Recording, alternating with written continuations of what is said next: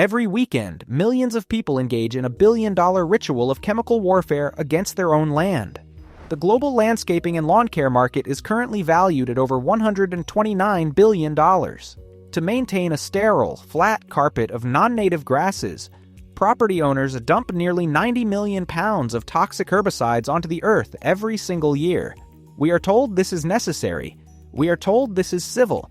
We are told that a pristine lawn is the ultimate symbol of the American dream. It is a manufactured lie. The manicured lawn was invented in 17th century England and France. It was a status symbol designed for the aristocracy. By cultivating an expansive plot of short, useless grass, a nobleman signaled to the world that he was so immensely wealthy he did not need to use his land to grow food. Fast forward to the years immediately following World War II. American chemical conglomerates had massive, idle surpluses of synthetic compounds left over for military applications. They needed a new market. They found it in the rapid expansion of the modern suburb. To sell these chemicals, they had to invent a villain. They redefined ancient, life-sustaining plants as weeds. A weed is not a biological category. It is a corporate designation. It simply means a plant that does not make a chemical company any money. By brainwashing the public to desire a flawless green monoculture, the chemical lobby convinced us to eradicate the most nutrient-dense, drought-resistant, and historically revered foods on the planet. We were taught to poison the wild medicine at our feet, only to replace it with pale, waterlogged, genetically modified vegetables shipped thousands of miles to our grocery stores. This is the ultimate triumph of artificial scarcity over natural abundance. The food system is broken, but the cure is quite literally growing in the cracks of your driveway. Number 1. The exiled healer of the dandelion. Today, the Taraxacum officinale, the common dandelion, is the sworn enemy of the suburban homeowner. It is despised. Yet in the 1600s, the Puritans intentionally brought dandelion seeds across the Atlantic Ocean on the Mayflower. It was not an accident, it was an absolute necessity. The dandelion was considered so vital to human survival that it was planted as a precious, life-saving crop. The ancient Egyptians, the Romans, and traditional Chinese medicine practitioners revered it. The dandelion is a biological powerhouse that makes store-bought greens look like nutritional counterfeits. A single cup of raw dandelion greens provides 112% of your daily requirement of vitamin A and 535% of your vitamin K. It contains more calcium than domesticated spinach and significantly more iron than the mass-produced lettuce sitting in fluorescent-lit supermarket aisles. Its deep taproot is a marvel of evolutionary engineering.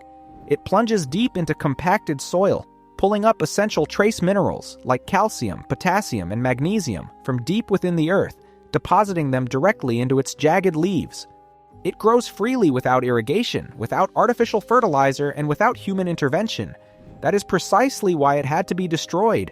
You cannot patent a dandelion. You cannot sell it in a plastic clamshell for $6 a pound. So, the agrochemical industry convinced the public to poison this ancient medicine with synthetic herbicides, and then encourage them to walk into a pharmacy to buy synthetic vitamins. But the dandelion is resilient. The plant came back. It always does. Number 2. The conqueror's footprint of broadleaf plantain. Plantago major is known commonly as the broadleaf plantain. When European colonists arrived in North America, the Native American peoples observed this plant sprouting everywhere the invaders walked, earning it the name white man's footstep. Long before the colonization of the Americas, Alexander the Great's armies utilized plantain to survive their brutal, continent-spanning military campaigns across Asia in 327 BC. Ancient Anglo-Saxon medical texts listed it as one of their 9 sacred herbs. The broadleaf plantain is an impenetrable fortress of nutrition and medicine.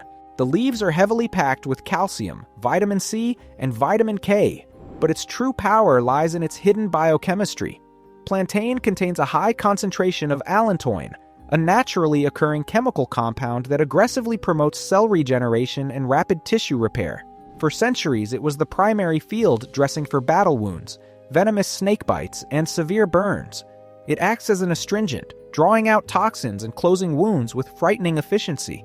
Look at your driveway. Look at the brutal, unyielding cracks in the concrete where absolutely nothing else can survive. That is where plantain thrives. It possesses an evolutionary adaptation that allows it to withstand extreme soil compaction.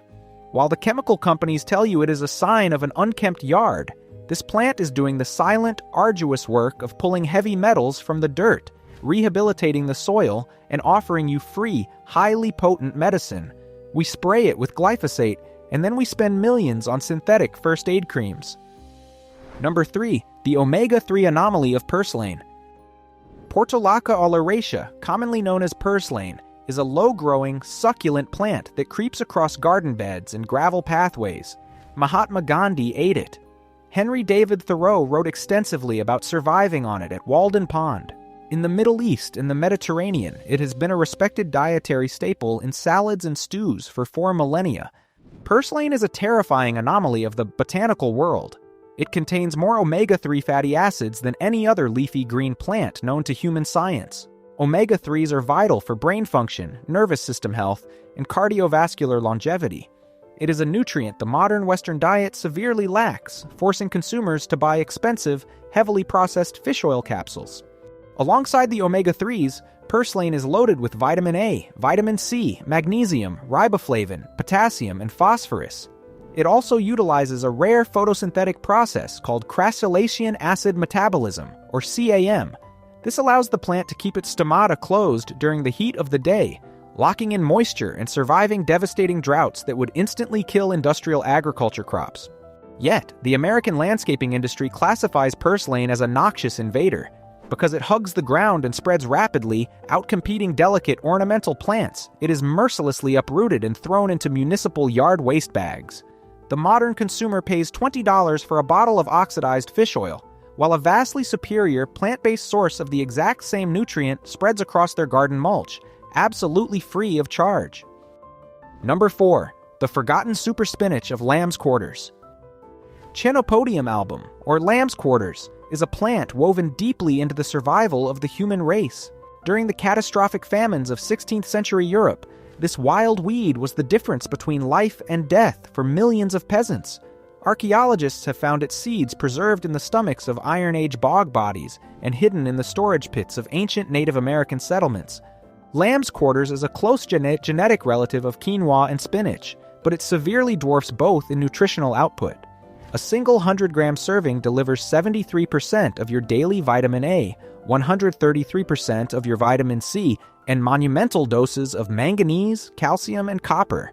It is highly concentrated with protein, far surpassing the watery, mass-produced iceberg lettuce engineered solely for the transport rather than human health.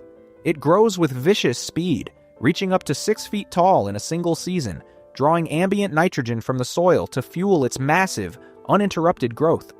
Agribusiness hates lamb's quarters because it violently outcompetes genetically modified corn and soy. It has developed a staggering, naturally occurring resistance to modern commercial herbicides. Today, industrial farmers pour millions of gallons of toxic chemicals onto their fields specifically to eradicate this plant. We are systematically poisoning our own soil to kill a wild, invincible superfood, just so we can grow a heavily subsidized, nutrient-bankrupt corn crop used primarily to manufacture high-fructose corn syrup. The very food that saved our ancestors from starvation is now treated as a lethal threat to the monopoly of industrial agriculture. Number 5. The thirst quencher of wood sorrel. Oxalis stricta, the common wood sorrel, is often mistakenly dismissed as clover. But wood sorrel has distinctive heart-shaped leaves and a history steeped in the harshest realities of survival. Indigenous tribes across North America, from the Kiowa to the Omaha, chewed this exact plant to alleviate extreme thirst during grueling, multi-day hunting expeditions. In medieval Europe, it was harvested and boiled to treat scurvy, long before the precise mechanics of vitamin C were ever understood by modern science. The sharp, sour, lemon-like flavor of wood sorrel is the taste of pure, concentrated vitamin C. It is overwhelmingly dense with antioxidants and potassium. The scientific secret to its unique tartness is oxalic acid, a naturally occurring compound that, in moderation, stimulates digestion and cools the human body. The plant is beautifully photophilic, folding its leaves downward like tiny umbrellas at night or immediately before a rainstorm, demonstrating a sophisticated biological responsiveness that sterile, engineered lawn grass entirely lacks. The lawn care lobby insists your grass must be a uniform, uninterrupted sea of dark green. Any variation is viewed as a failure of maintenance, a breach of neighborhood etiquette. Consequently, millions of dollars are spent applying broadleaf herbicides to murder wood sorrel. The modern homeowner actively destroys a resilient, native, citrus-flavored vitamin supplement to protect a patch of ornamental grass that requires constant, artificial watering to survive. It is a manufactured madness, prioritizing a toxic plastic aesthetic over natural sustenance. Number 6. The winter survivor of chickweed. Stellaria media, known as chickweed, does the impossible. In 1st century Rome, the legendary physician Dioscorides recorded chickweed as a vital, non-negotiable treatment for bodily inflammation. For thousands of years, it was one of the very first edible greens to emerge from the snow in late winter. It provided crucial, life-saving nutrition to agrarian societies emerging from months of starvation and rationing. Chickweed thrives when everything else is dead, while modern agriculture shuts down entirely, relying on the burning of fossil fuels to import out-of-season vegetables from the southern hemisphere. Chickweed calmly synthesizes nutrients in near-freezing temperatures. It is bursting with ascorbic acid, beta-carotene, calcium, magnesium, zinc, and a class of complex chemical compounds called saponins. These saponins act as a natural soap inside the human digestive tract, breaking down cellular waste and massively increasing the body's ability to absorb nutrients. The agricultural fascial industry casually labels it a winter annual weed. Because it grows heavily in the dormant season, it covers bare soil, naturally protecting the earth from wind and water erosion. Yet, commercial farmers view it as a nuisance to their massive spring tilling schedules. They spray it dead. They strip the soil entirely bare, let the vital topsoil blow away in the wind, and then sell you vitamin-depleted vegetables grown in dead dirt. Meanwhile, chickweed continues to sprout in the freezing, forgotten mud of your backyard, a defiant survivor offering superior nutrition when the rest of the world is barren. Number 7. The Iron Fortress of Stinging Nettle. Urtica dioica is the stinging nettle. In 55 BC, Julius Caesar's Roman troops brutally rubbed stinging nettle on their bare skin to generate intense localized heat, a desperate tactic to survive the damp, freezing winters of Britain. In Bronze Age Denmark, the incredibly strong fibers of this plant were woven into burial shrouds for royalty. It is a plant of war, of extreme survival, and of unparalleled biological strength. The nettle defends itself with thousands of microscopic hollow needles made of silica. When touched, these needles instantly inject histamines and formic acid into the skin to deter predators. But if you bypass its armor by simply boiling or drying the leaves, you unlock a staggering nutritional payload. Stinging nettle is composed of up to 25% pure protein by dry weight. It holds an astronomical amount of iron, calcium, magnesium, and vitamin A. It acts as a powerful, systemic anti-inflammatory, actively reducing the symptoms of arthritis and severe seasonal allergies. It is essentially a wild, uncultivated multivitamin wrapped in barbed wire.